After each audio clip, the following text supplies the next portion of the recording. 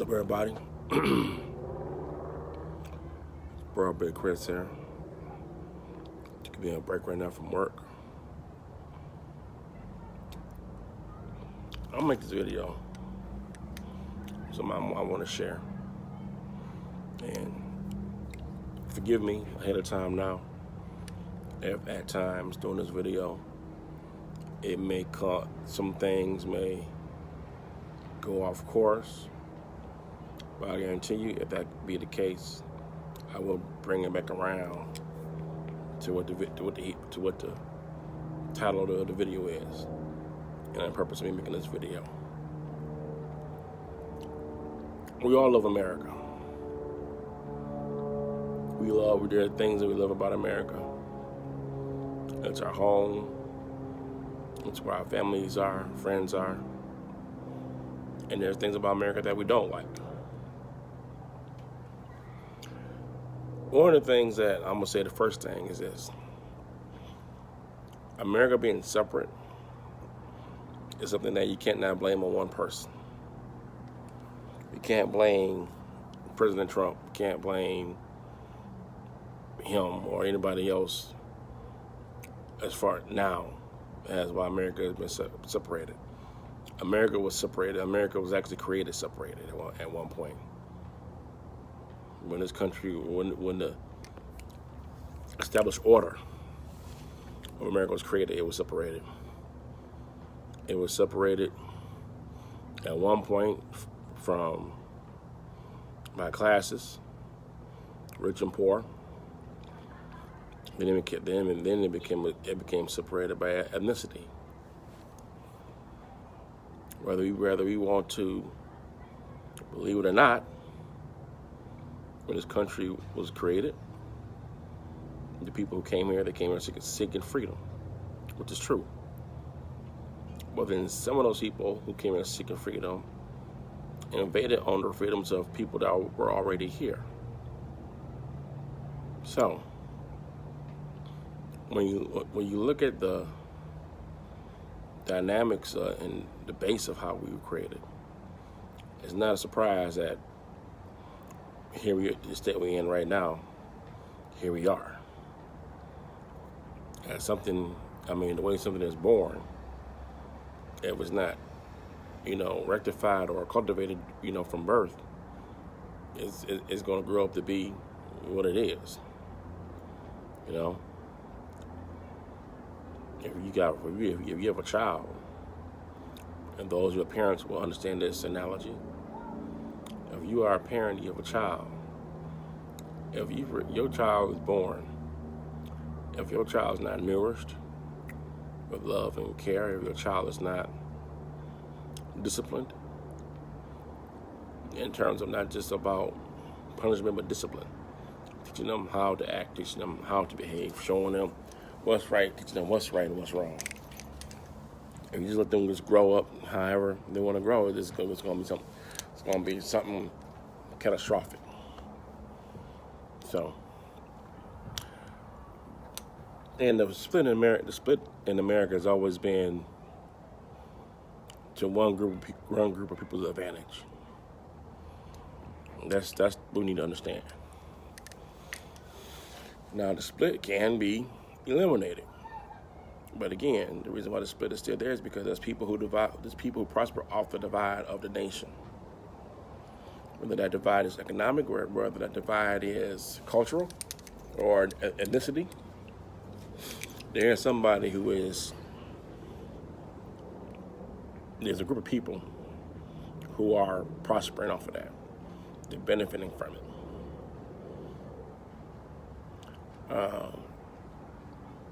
I'm going to say this, Democrats and Republicans. The politics really don't serve no purpose, honestly. If you think about it, politics really don't do good for nobody. It keeps you fighting. I look at you think about the kingdom of God. Really? There is no politics to the kingdom of God. There's the king, who is our Yahweh, or Yeshua. And the king takes care of the people he serves. He has his standard of conduct that he expects his subjects to abide by. You abide by them. You know, you're in good standing with the king. The king blesses you. You know, his standard of conduct is more than reasonable and is beneficial to everybody. So there's no need for politics. But here on earth, here in America, we have Republicans with Democrats. And they fight among each other all day, every day. Seeing on Facebook, everybody throwing insults at each other, and the thing about it is, everybody wants the same thing for the most part, to a degree. We want to have good lives. We want to. Sorry, my lips are dry. We want to have good lives for our families. We want to be able to enjoy our families. We all want to be able to take care of our families. We want to be able to leave something for our families. I think we all basically want the same thing. And truthfully, there's enough of it to go around for everybody.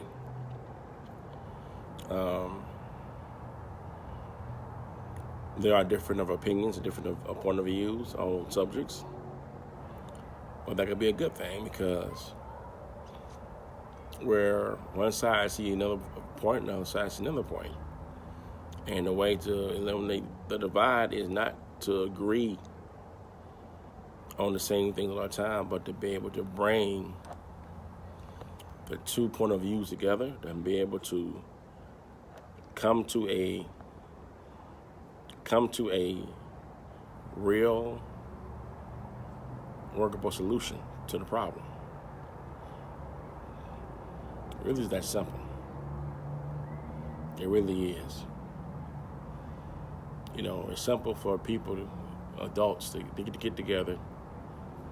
Make up your mind, not gonna be in your feelings. Make up your mind that you really want to see a change in America. You really want to see people prosper. I'm gonna tell you the reason why politics is sucking, the reason why anything gets done is because everybody got an agenda. Bottom line. If it ain't, conservatives, not all of them, but most of them, they got this self-righteousness about themselves, and then you got the liberals, not all of them, but most of them, some of them, I should say, they got this, I don't know, this, how I want to say it, this,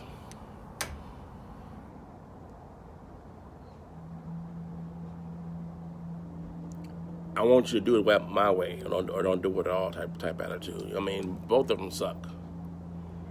Both of them suck, really. And it's doing nothing for nobody. It's, God for cussing. It's all bullshit, really. I have a family who I love dearly. I want the best for my family.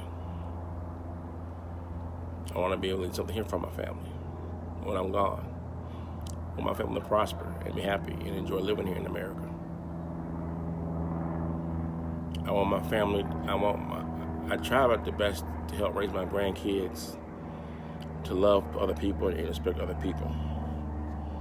That's the way I've helped my wife raise our kids. Respect other people. I told them, if I don't teach you anything else in life, please learn that one thing is do right by other people.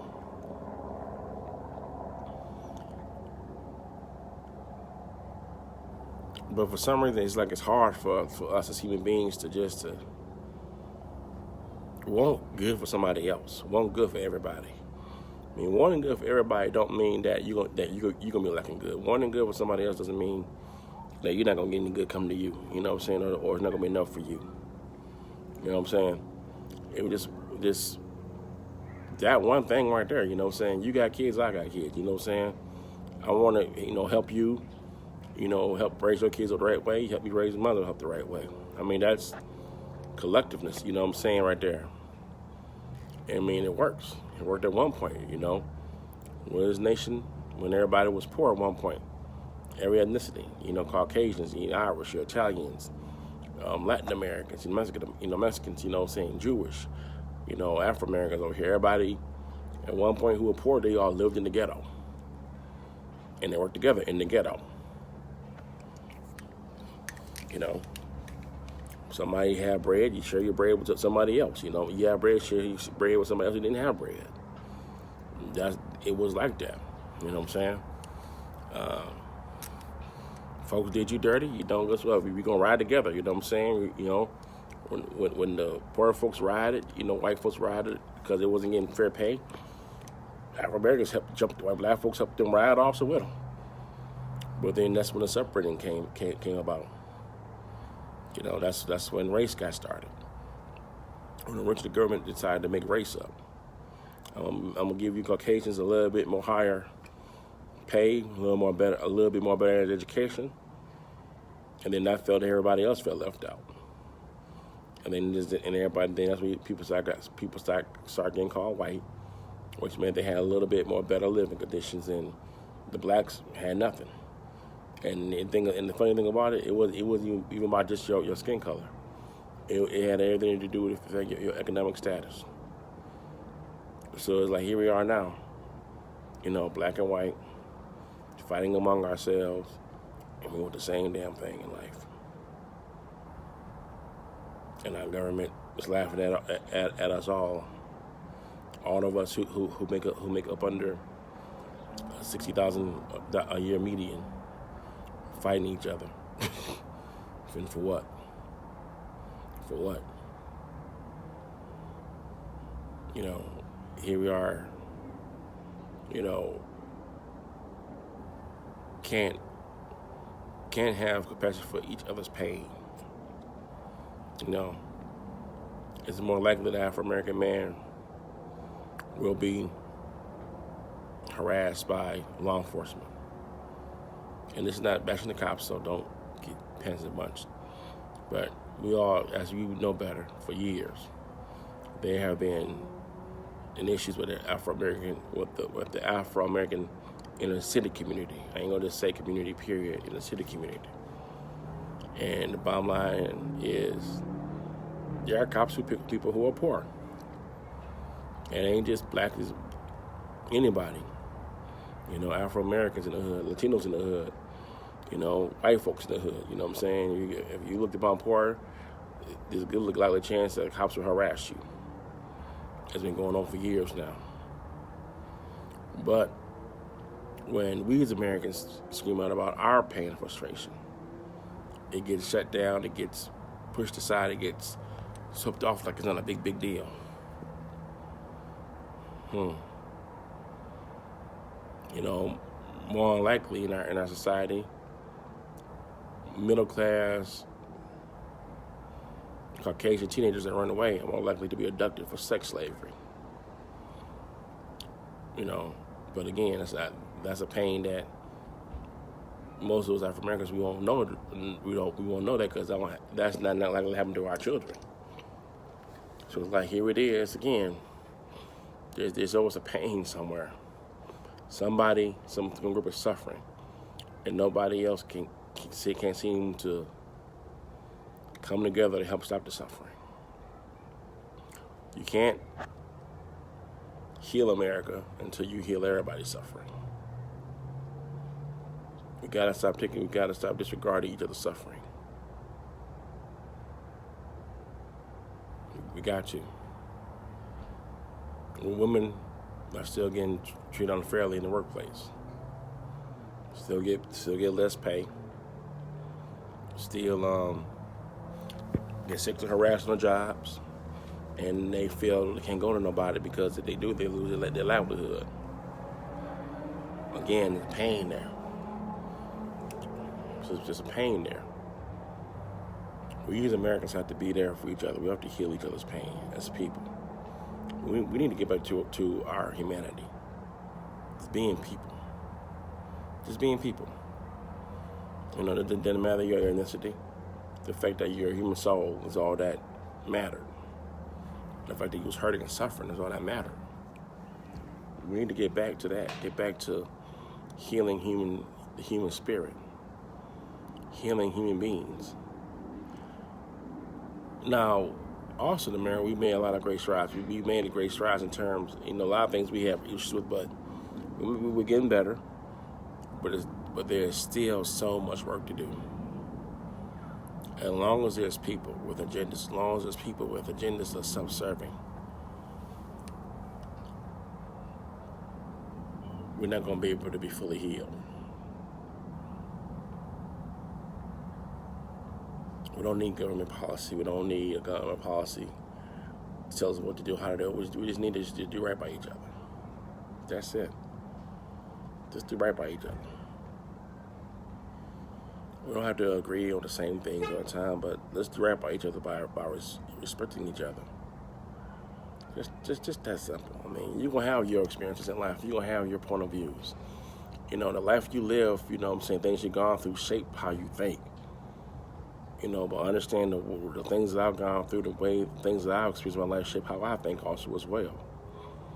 And your way of thinking is no less than my way of thinking. Like my way of thinking is no lesser than your way of thinking. It's how we think. The beautiful part about that is the fact that if we actually can respect each other as Americans, we can actually learn so much more about each other, and we can actually get down and solve a lot of our problems in America. If we're just willing to just be respectful to each other. That's it. Just respect each other. Even if I did have a bad idea, say something came was a bad idea, at least if I had respect for you to express your idea, it can help change my point of view on my idea. Well, so I just want us, let's do better. So we made a lot of progress over the years, but there's still a whole lot more to go. Still a whole lot more to go. A lot more to go. And those out there whose agendas keep us separated, those out there whose agenda is to keep us fighting among each other and be on the losing end, those of you out there who wants to try to control people, through your politics, through your intimidations, those of you who want to try to, who want to oppress people because of their economic situation or because of their ethnicity, or you try to oppress people through the economics because of their ethnicity. Well, I could say this. I could say, I forgive you for being an ignorant ass for doing that, and for being evil and doing that. But people like myself who want to see our grandkids and our kids grow up and be happy in America, people like myself who wants to enjoy life here with our family and friends, people like myself who just want to see a nation grow together and heal. We're not going to stand for it. We're going to do our part to fight until our casket drop. My ancestors fought so I can say what I'm saying right now without the fear of being lynched or hung. My ancestors who have built this country to the powerhouse that it is today, they dreamed of being free. And it wasn't just freedom from being owned by somebody, but freedom to be an individual, freedom to be a person, freedom to be who they are. And I stand here today in that freedom. Yes, I do say I am free. Nobody bounds me, nobody chains me up. Nobody has no control over my thought process. Nobody has control of the words I speak. I may not like it, and that's fine, nigga, but you're free not to like it. But I am free. I tend to use the freedom that my ancestors died for and hung from trees for, fighting for, to help make this nation a better place, best way possible. And to work with other people who want to make the nation a better place, best way possible. So, let's work together. Let's respect each other. That's the basic thing. Let's get back to basic humanity. Respecting each other. One.